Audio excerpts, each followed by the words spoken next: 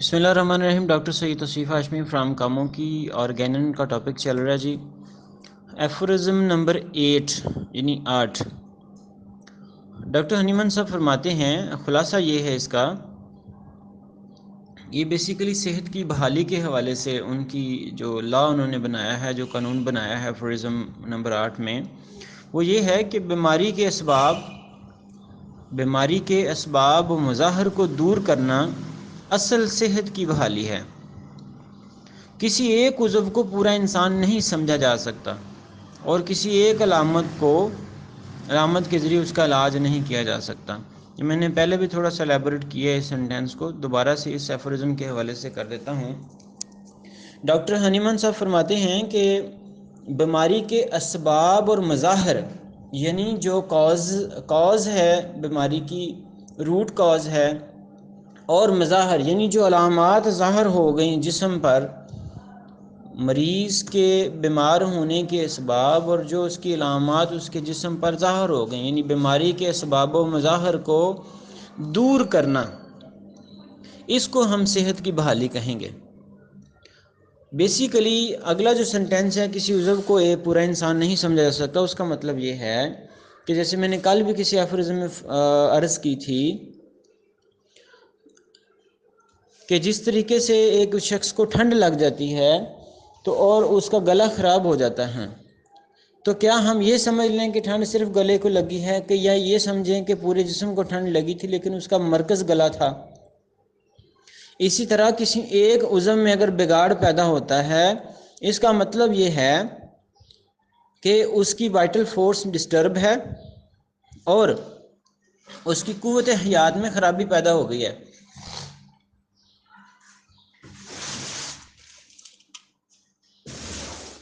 اور اس کی قوت حیات میں خرابی پیدا ہونے کی وجہ سے اس کے جو مرکز ہے وہ کسی ایک خاص عضو میں مختلف علامات کی صورت میں یا بگاڑ کی صورت میں ظاہر ہوا، تو اگر ہم اسے ایک عضو کا علاج کرنا شروع کر دیں تو یہ بالکل غلط بات ہوگی، کیونکہ ایک اعضاء کو، ایک عضو کو پورا انسان نہیں سمجھا جا سکتا، کیونکہ انسان میں مجموعی طور پر ایک خلل پیدا ہوا ہے۔ انسان کی قوت یا جو پورے جسم میں موجود ہے، ہر جگہ موجود ہے، اس پوری کی پوری میں خلل پیدا ہوا ہے، تو اس عضو اور باقی اعضاء کی علامات کے ذریعے ہم اس اصل خلل کی طرف پہنچیں گے، اصل خلل کا اندازہ کریں گے کہاں پہ، کیسے اور کس شدت کے ساتھ ہے۔ اس لیے ہمیں مجموعہ علامات کے ذریعے ایک میڈیسن سلیکٹ کرنی چاہیے، نہ کہ ایک خاص عضو کا علاج کرنا چاہیے۔ جیسے کہ اگر کڈنی خراب ہو جاتے ہیں کسی کے اور ڈائلسس کرانا پڑ جاتا ہے، یا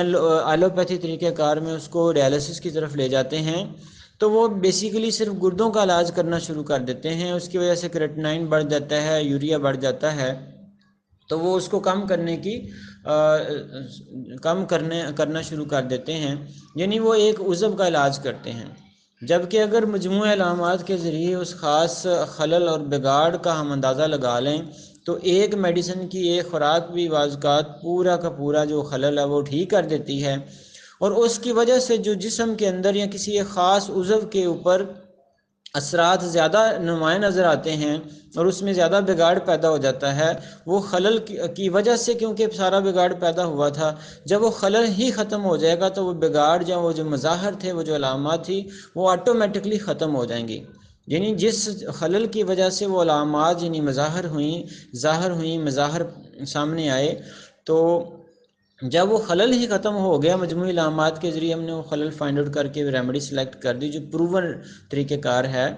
تو وہ خلل دور ہو جائے گا۔ جب وہ خلل دور ہو گیا تو اس کی وجہ سے جو مظاہر تھے، جو علامات تھیں، جو ڈس آرڈرز تھے جسم کے اندر، وہ سارے کے سارے ٹھیک ہو جائیں گے انشاءاللہ۔